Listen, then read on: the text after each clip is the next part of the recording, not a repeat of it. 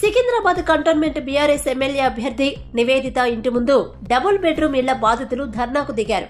తమకు ఇళ్లిప్పిస్తామంటే 1,40,00,000 రూపాయలను దివంగత మాజీ ఎమ్మెల్యే సాయన్నకు కూతుర్ల సమక్షంలోనే ఇచ్చినట్లు బాధితులు ఆరోపిస్తూ శనివారం వారి నివాసానికి చేరుకుని ఆందోళన చేపట్టారు.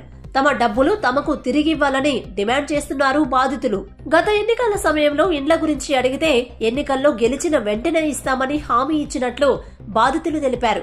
ఆ తర్వాత ఫోన్ చేసినా లిఫ్ట్ చేయకపోవడం, బ్లాక్ చేయడం చేశారని బాధితులు ఆరోపిస్తున్నారు.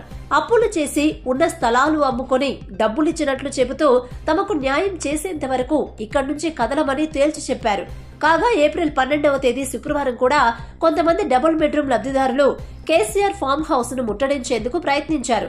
తమను ఎంపిక చేసిన డబుల్ బెడ్రూమ్ ఇండ్లు ఇవ్వలేదని ఫామ్ హౌస్ ముందు ఆందోళన చేశారు.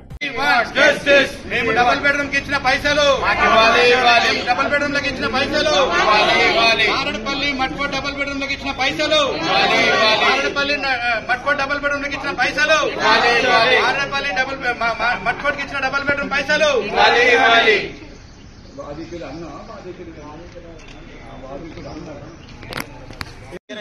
ఆ క్లియర్ ఇచ్చే లెటర్ కూడా ఇస్తలేదు అంటే అర్థం చేసుకున్నా.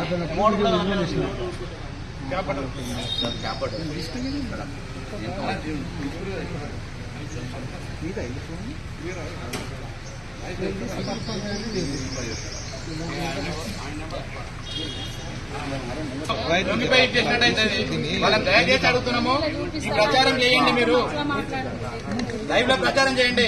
గరీబుల పైసలు ఇవి. సాయన ముఖం చూసే ఇన్ని రోజులు ఆగినా నేను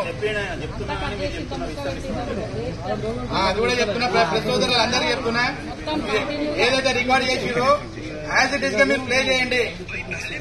దయచేసి మిమ్మల్ని కోరుతున్నా నేను.